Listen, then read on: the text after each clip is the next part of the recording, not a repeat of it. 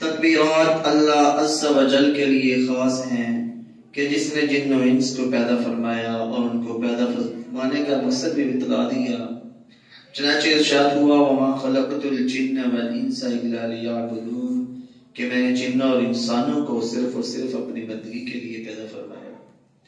اور انگنت بے شمار لاتعداد درود و سلام ہوں ان ہستی اقدس پر کہ جن کا نام نامی اسم گرامی حضرت محمد مصطفیٰ محمد مجتبی صلی اللہ علیہ وآلہ وسلم ہے۔ آپ صلی اللہ علیہ وسلم کو اللہ تبارک و تعالی نے تمام جہانوں کے لیے رحمت بنا کر بھیجا۔ محترم سامعین، یہ اللہ تبارک و تعالی کا ہم پر بے شمار احسان ہے کہ اللہ رب العالمین نے ہمیں مسلمان پیدا فرمایا۔ اس سے بڑھ کر اور ہماری کیا خوش قسمتی ہو سکتی ہے کہ ہم آپ صلی اللہ علیہ وسلم کے امتی ہیں اور ہم ان لوگوں میں شامل ہیں کہ جن کے بارے میں آپ صلی اللہ علیہ وسلم نے فرمایا کہ ما انا علیہ واصحابی، کہ 72 فرقوں میں سے ایک فرقہ جنت میں جائے گا اور وہ لوگ ہوں گے کہ جس کے اوپر میں یا میرے صحابہ ہیں، کہ وہ میرے نقش قدم پر میرے صحابہ کی جو باتیں ہوں گی ان کے اوپر عمل کریں گے اور زندگی گزاریں گے۔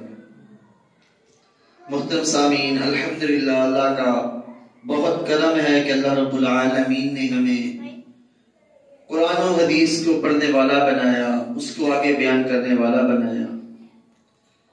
ہمارا سورۃ الفاتحہ الحمدللہ مکمل ہو چکی ہے۔ آج سورۃ البقرہ جو قرآن کی ترتیب کے لحاظ سے دوسری سورت ہے، اس کا ہم آغاز کریں گے۔ اس قرآن کو فسطاط القرآن یعنی قرآن کا خیمہ بھی کہا جاتا ہے۔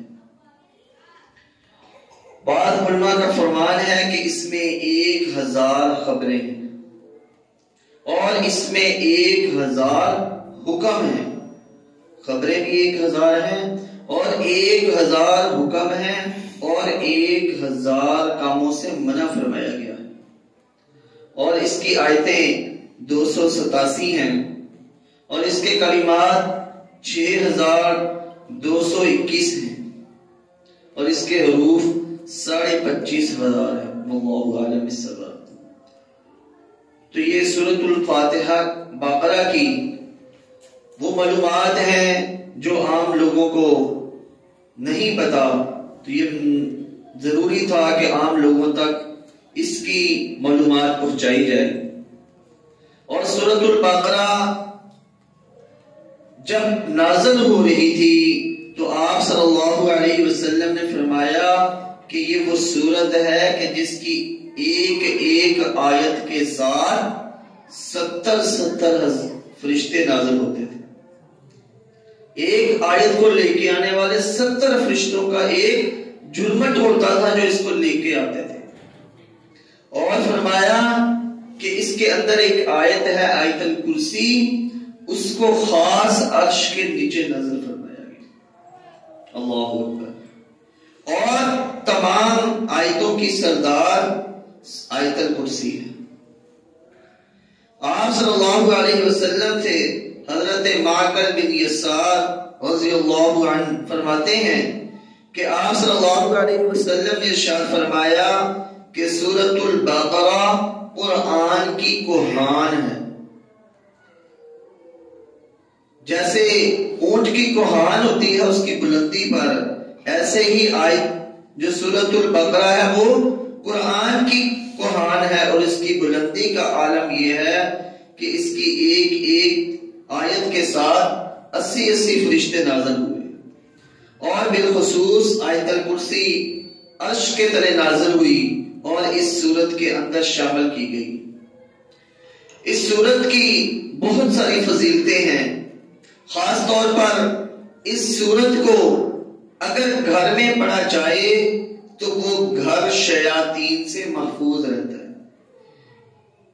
اگر ایک بار کوئی شخص اپنے گھر کے اندر سورۃ البقرہ کی تلاوت کرتا ہے تو اس کا گھر 3 دن 3 دن تک شیطان کے شر سے محفوظ رہتا ہے۔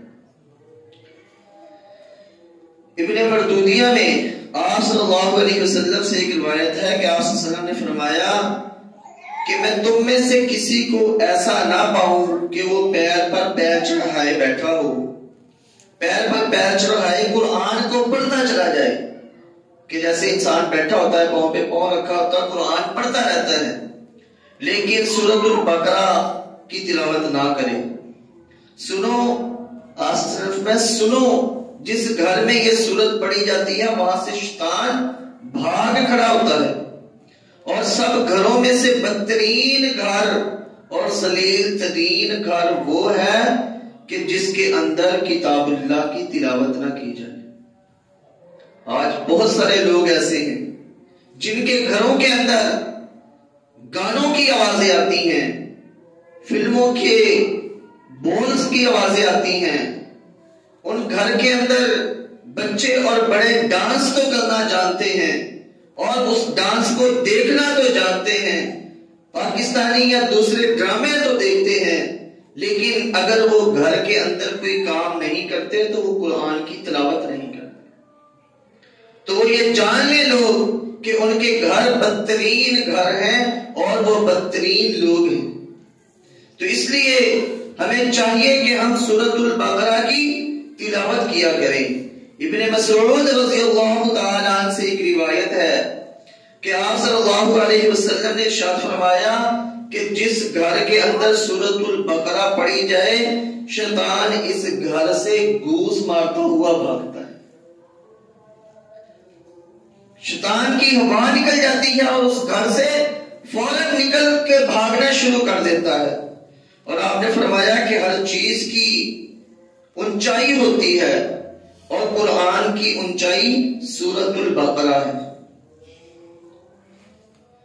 اسی طرح آج ہم سب پریشان ہوتے ہیں کہ ہمیں سایہ ہے، ہمیں فلاں مسئلہ ہے، ہمارے گھر کے اندر بے برکتی ہے، لیکن ہم قرآن سے دور ہیں۔ اس کا علاج آپ صلی اللہ علیہ وسلم نے بتلا دیا۔ حضرت عبداللہ بن مسعود رضی اللہ تعالی عنہ کا فرمان ہے کہ جو شخص سورۃ البقرہ کی پہلی 4 آیات، زیادہ نہیں، صرف پہلی 4 آیات اور آیت الکرسی اور آیت الکرسی کے بعد والی 2 آیات اور اس کی سب سے آخری 3 آیات، یعنی یہ ساری کی ساری 10 آیتیں بنتی ہیں۔ 3 آیت الکرسی اس کے ساتھ والی 2، 3 آخر والی اور 4 شروع والی، یہ سب جب انسان رات کے وقت پڑھ لے تو اس گھر میں شیطان رات کو نہیں جا سکتا، اور اس گھر والوں کو شیطان یا کوئی بھی بری چیز نقصان نہیں پہنچا سکتی۔ اگر یہ مجنون جس کے اوپر جادو کیا گیا ہو، مجنون ہو گیا ہو، دیوانہ ہو گیا ہو، اس کے اوپر یہ پڑھ کے پھونکی جائیں، یہ پڑھی جائیں تو اس کا دیوانہ پن دور ہو جاتا ہے۔ آج ہمارے ساتھ یہ مسائل ہیں، لیکن ہم نے قرآن سے دوری برتی ہوئی۔ تو ہمیں ضرورت اس بات کی ہے کہ ہم قرآن کو تلاوت کیا کریں۔ یہ زیادہ آیتیں نہیں ہیں، 10 آیتیں ہیں۔ اگر ہم ان پر عمل شروع کر دیں تو ہم شیطان کے شر سے اور تمام بری چیزوں کے شر سے محفوظ رہ سکتے ہیں۔ کون سی آیتیں پڑھنی ہیں؟ سورۃ البقرہ کی پہلی 4 آیتیں، آیت الکرسی اور اس کے ساتھ والی 2 آیتیں اور آخری 3 آیتیں۔ یہ نہایت آسان عمل ہے اور ہر شخص کو کرنا چاہیے، اور ہر شخص کو کم از کم 3 دن کے اندر ایک بار سورۃ البقرہ کی مکمل تلاوت ضرور کرنی چاہیے۔ صحیح بخاری کے اندر حضرت اسید بن حفیر رضی اللہ تعالی عنہ سے ایک واقعہ مروی ہے۔ وہ فرماتے ہیں کہ ایک مرتبہ رات کو میں نے سورۃ البقرہ کی تلاوت شروع کی. ان کے پاس ہی ان کا ایک گھوڑا باندھا ہوا تھا جس نے اچھلنا کودنا اور بدکنا شروع کر دیا. فرماتے ہیں کہ میں نے قرات چھوڑ دی تو گھوڑا بھی سیدھا ہو گیا, اس نے بھی بدکنا چھوڑ دیا. پھر میں نے تلاوت شروع کی تو پھر ایسا ہی ہوا کہ میرے گھوڑے نے بدکنا شروع کر دیا. پھر میں نے پردہ موقوف فرما دیا. جب پردہ موقوف فرمایا تو پھر گھوڑا صحیح کھڑا ہو گیا. تو گھوڑے کے پاس ہی ان کے بیٹے یحییٰ لیٹے ہوئے تھے, بچے تھے. تو وہ فرماتے ہیں کہ میں نے پھر تلاوت شروع کی اور پھر اس گھوڑے نے بدکنا شروع کر دیا. مجھے ڈر ہوا اس بات کا کہ کہیں یہ گھوڑا میرے بچے کو کچل نہ دے, اس کے پاؤں کے نیچے نہ آ جائے. تو میں نے اس خیال کے آنے کے بعد اس سورت کی تلاوت کو چھوڑ دیا اور قرآن کو پڑھنا بند کر دیا. جب میں صبح آپ صلی اللہ علیہ وسلم کے پاس حاضر ہوا تو آپ صلی اللہ علیہ وسلم کو بیان فرمایا, یہ بات بتلائی. تو آپ نے فرمایا قرآن پڑھتے رہنا, پڑھتے جاؤ. آپ صلی اللہ علیہ وسلم نے جب انہوں نے مکمل واقعہ بتلایا کہ اس کے بعد میں نے اس قرآن کی تلاوت کو چھوڑ دیا, تو آپ صلی اللہ علیہ وسلم نے پوچھا اس کے بعد کیا ہوا. وہ فرماتے ہیں کہ پھر میں نے آسمان کی طرف دیکھا کہ ایک نور کا بقیہ بنا ہوا ہے, ایک نور کی شکل آسمان پہ بنی ہوئی ہے جسے دیکھ کر میرا گھوڑا بتک رہا تھا.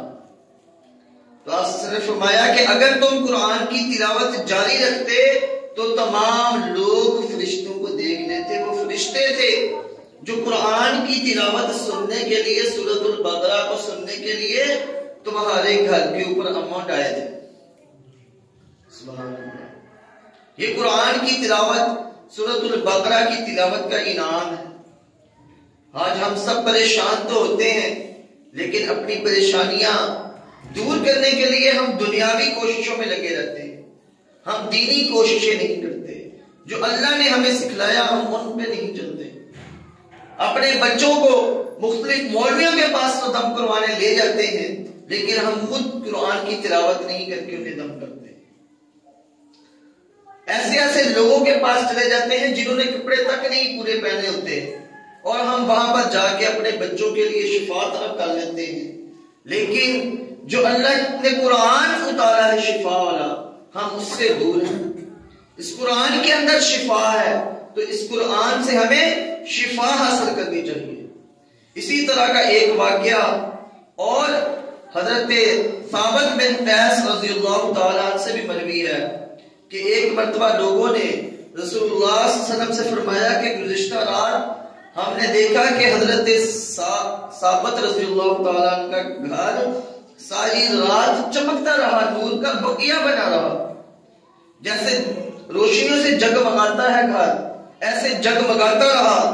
تو آپ صلی اللہ علیہ وسلم نے ان سے پوچھے بغیر یہ بتلایا کہ شاید انہوں نے رات کو سورۃ البقرہ کی تلاوت کی ہوگی. تو بعد میں جب لوگوں نے معلوم کیا تو معلوم کرنے کے پہ معلوم ہوا کہ واقعہ ہی اس رات میں نے سورۃ البقرہ کی تلاوت کی تھی. تو جب آپ کامیاب ہونا چاہتے ہیں, آج ہر انسان, ہمیں پتا ہے کہ ہم نے دنیا سے چلے جانا ہے لیکن آخرت کی تیاری سے ہم غافل ہیں.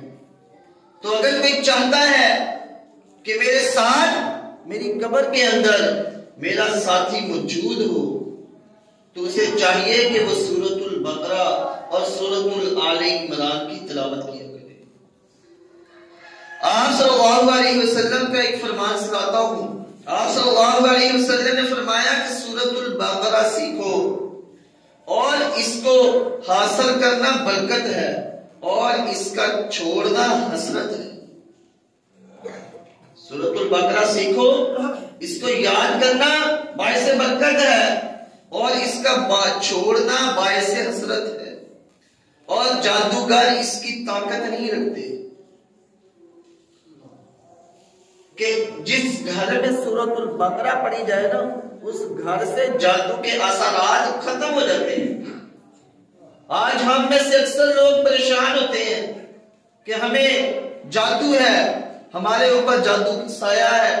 ہم نے اپنے گھروں کے اندر پانی کے چھینٹے دیکھے، کوئی کہتا ہے خون کے چھینٹے دیکھے، کوئی کہتا ہے میرا بیٹا نہیں صحیح، کوئی کہتا ہے میرا بیٹی کا ذہنی توازن خراب ہے۔ تو اللہ کے بندو، قرآن کے اندر اللہ تبارک و تعالیٰ نے اس کا حل بتلا دیا۔ آپ صلی اللہ علیہ وسلم نے فرمایا سورۃ البقرہ سیکھو، اور پھر آپ صلی اللہ علیہ وسلم کچھ دیر خاموش رہے اور پھر فرمایا کہ سورۃ البقرہ اور سورۃ آل عمران سیکھو، یہ دونوں نورانی صورتیں ہیں، یہ اپنے پڑھنے والے کے اوپر سائبان ہیں، بادل اور پرندوں کے جھنڈ کی طرح قیامت کے دن سایہ کریں گی۔ اور قرآن جو پڑھنے والا ہوگا جب قبر میں اٹھے گا تو دیکھے گا کہ ایک نوجوان نورانی چہرے والا شخص اس کے پاس کھڑا ہے۔ قبر کے اندر تنہائی ہوگی تو اس وقت ہمیں دوست چاہیے ہوگا۔ ہم دنیاوی معاملات کے لیے تو ہمارے پاس دوست احباب موجود ہوتے ہیں، چاہے کوئی آپ کا کتنا ہی عزیز و اقارب ہو، ماں سے زیادہ کوئی محبت کرنے والا نہیں ہوتا اپنی اولاد کے ساتھ، لیکن جب باری قبر کی آتی ہے تو ماں بھی ساتھ جانے سے انکار کرتی ہے۔ کوئی بھی ماں یہ نہیں چاہے گی کہ میں اپنے بیٹے کی قبر میں چلی جاؤں یا اپنی بیٹی کی قبر میں چلی جاؤں، خواہ کتنی ہی محبت کرنے والی بیوی ہو اپنے شوہر سے، وہ یہ پسند نہیں کرے گی کہ میں اپنی شوہر کی قبر میں چلی جاؤں، میرا شوہر اداس نہ ہو۔ ہر کسی نے قبر اپنی اپنی میں جانا ہے۔ تو یہ دنیا کے معاملات تو ہم دیکھتے ہیں، لیکن قرآن پڑھنے سے ہم غافل ہیں۔ تو جب قرآن پڑھنے والا ایک شخص فوت ہوگا تو پھر اسے اللہ تبارک و تعالی ایک ساتھی عطا فرمائیں گے، اور وہ پوچھے گا کہ کیا آپ مجھے جانتے ہو؟ یہ قبر والا جواب دے گا کہ نہیں، میں نے تو اس سے پہلے آپ کو نہیں دیکھا، میں آپ کو نہیں جانتا۔ تو وہ جواب دے گا کہ میں قرآن ہوں، جس نے دن کو تجھے بھوکا پیاسا رکھا تھا اور راتوں کو بستر سے دور رکھا تھا، بستر سے بیدار رکھا تھا۔ ہر تاجر اپنی تجارت کے پیچھے ہے، لیکن آج سب تجارتیں تیرے حق میں ہیں، سب تجارتیں آج تیرے پیچھے ہیں۔ اب اس کے دائیں ہاتھ میں سلطنت بادشاہت دی جائے گی اور ہمیشہ کے فائدے اس کے بائیں ہاتھ میں ہوں گے، اور اس کے سر کے اوپر ایسا تاج ہوگا جو عزت والا تاج ہوگا۔ اللہ اکبر۔ قربان جب ان ماں باپ پہ جو اپنے بچوں کو قرآن کے لیے وقف کرتے ہیں، اگر آپ کی نیت اللہ کی رضا ہے اور آپ اپنی اولاد کو قرآن سیکھنے کے لیے وقف کرتے ہیں، تو پھر سن لیں کہ جو ماں باپ ایسا کرتے ہیں ان کے لیے قیامت کے دن ایسے قیمتی لباس ہوں گے کہ ساری دنیا کی قیمت اس کے مقابلے میں ہیچ نظر آئے گی۔ ایک طرف ساری دنیا کی قیمت رکھ دی جائے اور ایک طرف صرف اس لباس کی قیمت ہو، لباس دنیا اور دنیا کے اندر جو کچھ ہے سب سے زیادہ قیمتی ہوگا۔ آخر اس کے انعام کرام کی وجہ کیا ہے؟ تو انہیں جواب دیا جائے گا کہ آپ نے اپنے بچے کو، تمہارے بچے نے جو قرآن یاد کیا، یہ اس کا انعام ہے۔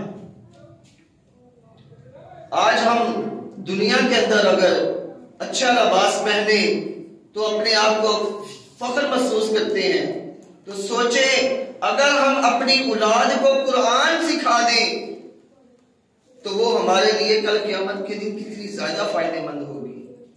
تو پھر اللہ تبارک و تعالی حافظ جو ہوگا، جو قرآن کو یاد کرنے والا ہوگا، اس سے فرمائے گا کہ قرآن کو پڑھتا جا اور جنت کے درجات کو چڑھتا جا۔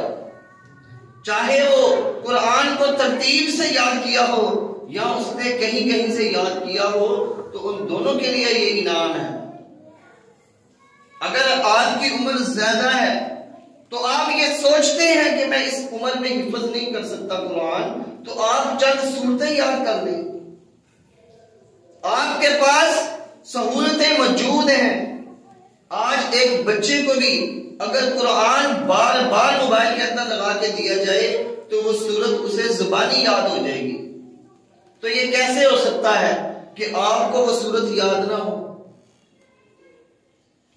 اگر ہم وہی ٹائم جس کے اندر ہم گانے یا فضولیات سنتے ہیں اسی ٹائم کو ہم قرآن کے لیے وقف کر دیں، اس کے اندر ہم قرآن کی تلاوت سنا کریں، تو کیا وہ ہمارے لیے بہتر نہیں ہوگا؟ یقیناً وہ قیامت کے دن ہمارے لیے اس دنیا و ما فیہا سے بہتر ہوگا. اگر ہم اپنے آپ کو قرآن کے لیے وقف کر دیں تو پھر وہ ہمارے لیے بہتر ہوگا اور ہماری نیت ریاکاری نہ ہو. آپ صلی اللہ علیہ وسلم نے فرمایا کہ میں جو اپنی امت میں سب سے زیادہ ڈرتا ہوں وہ ریاکاری سے ڈرتا ہوں. آپ کی نیت لوگوں کو سنانا نہ ہو کہ لوگ واہ واہ کہیں کہ یہ کتنا اچھا قرآن پڑھتا ہے، یہ کتنا اچھا خطیب ہے، یہ کتنا اچھا امام ہے، اس کی آواز بہت سریلی ہے، یہ بہت نمازیں پڑھنے والا ہے، روزے رکھنے والا ہے، زکاتیں دینے والا ہے. آپ کی نیت اللہ کی رضا ہونی چاہیے. میں ہمیشہ کہتا ہوں کہ اپنی نیتوں کو پہلے درست کرنا ہے. اگر آپ اللہ کی رضا کے لیے کام کر رہے ہیں تو آپ کی نیتوں کو درست ہونا لازمی ہے. اگر آپ کی نیت صحیح خالص ہوگی، اللہ کی رضا ہوگی، تو وہ نیک اعمال آپ کے لیے فائدے مند ہوگا. ورنہ اس اعمال کا نہ تو دنیا کے اندر آپ کو فائدہ ہوگا نہ آخرت کے لیے. تو اس لیے سورۃ البقرہ کی تلاوت کیا کریں. آپ صلی اللہ علیہ وسلم ایک ایک رکعت کے اندر سورۃ البقرہ کو مکمل پڑھ لیا کرتے تھے. سورۃ البقرہ اور سورۃ آل عمران کی مکمل تلاوت کیا کرتے تھے. تو ہم آپ صلی اللہ علیہ وسلم کی نماز کا اندازہ لگائیں، تقریباً 4.25 سپارے بنتے ہیں، اور آج ہم صرف ایک پیج پڑھ لیں قرآن کا تو ہم سمجھتے ہیں ہم نے بہت لمبی نماز پڑھی. آپ صلی اللہ علیہ وسلم ایک رکعت کے اندر 2.5 پارے پڑھ رہے ہیں. سورۃ البقرہ تقریباً 2.5 پارے ہیں. اور ہم کیا کرتے ہیں؟ کیا ہم نے کبھی غور و فکر کیا ہماری نمازیں کتنی ہیں؟ اور جو نمازیں پڑھ لیتا ہے وہ اپنے مقابلے میں جو نمازیں نہیں پڑھتا اسے کہتا ہے یہ جاہل ہے، اس کو کری نہیں ہے، اس کے بارے میں فضول قسم کے واہیات سوچتے رہتا ہے. تو اگر آپ عبادت کر رہے ہیں تو وہ اپنے لیے ہے، اس کا فائدہ آپ کو ہے. آپ دوسرے کو حقیر نہ جانیں. اگر آپ دوسرے کو اپنی عبادت کے مقابلے میں حقیر جانیں گے تو پھر آپ کو عبادت کرنے کا کوئی فائدہ تو نہ ہوگا. آپ کے دل کے اندر تکبر آ گیا، اور تکبر اللہ کی چادر ہے. جو اللہ کی چادر کو کھینچے گا کیا اللہ تبارک و تعالیٰ اسے چھوڑے گا؟ اگر آپ انسان ہیں، ہم انسان ہیں، کوئی ہمارے ایسے کپڑے پہ جس سے ہمارا سطر ڈھانپا ہو، جو ہماری عزت اور چادر ہو، اسے کھینچے تو ہم کتنا غصے میں آئیں گے. تو پھر تکبر تو اللہ کی چادر ہے، اور متکبر ہونا صرف اللہ کو ہی جچتا ہے. انسان کبھی تکبر نہ تو کرنے کے قابل ہے اور نہ اسے کرنا چاہیے. انسان چاہے جتنا بھی طاقتور ہو، اسے صرف اللہ تبارک و تعالیٰ بخار معمولی بیماری ہے، چڑھ جائے تو وہ کہتا ہے بس میں مرنے کے قریب ہوں. یا اسے کوئی بھی تکلیف پہنچے وہ کہتا ہے اس سے زیادہ تکلیف میں نے کبھی برداشت نہیں کی. فوراً جزا فضا کرنے لگتا ہے انسان کہ میں بیمار رہتا ہوں. تو اس لیے تکبر نہ کیا کریں. اگر آپ کو اللہ نے عبادت کے لیے چن لیا، آپ اللہ کی عبادت کر رہے ہیں تو اپنے اندر عاجزی پیدا کریں. اگر آپ دوسروں کو دعوت دیتے ہیں تو آپ کا طریقہ عاجزی انکساری والا ہونا چاہیے، بلکہ اسے اپنی طرف سے اپنے آپ کو بڑا کر کے نہ دکھائیں. تو کہیں اللہ کی توفیق ہے، میں گناہ گار بندہ ہوں، اللہ مجھ سے دین کا کام لے رہا ہے. بھائی آپ بھی میرے ساتھ مسجد چلے، نماز وہ عمل ہے جو ہمارے ساتھ قبر میں ہمارے کام آئے گی، کل قیامت کے دن کام آئے گی، جس دن کوئی اعمال کام نہیں آئیں گے۔ اور سب سے پہلا سوال نماز کا کیا جائے گا۔ تو اس لیے ہمیں اپنے اعمال کے اندر عاجزی و انکساری کو پیدا فرمانا چاہیے، اور اللہ سے دعا کرتے رہنا چاہیے کہ رب اغفر لی خطیئتی یوم الدین، کہ اے میرے رب میری گناہوں کو معاف فرمانا قیامت کے دن۔ اللہ تبارک و تعالیٰ سے دعا ہے کہ اللہ رب العالمین مجھے سورۃ البقرہ مکمل ترجمہ و تفسیر کے ساتھ بیان کرنے کی توفیق دے، اور آپ احباب کو سننے کی، اور اس کے بعد اس کے اندر جو مسائل ہیں اللہ رب العالمین سے دعا ہے کہ رب العالمین ہمیں ان تمام کے اوپر عمل پیرا ہونے کی توفیق عطا فرمائے۔ وآخر دعوانا ان الحمد للہ رب العالمین۔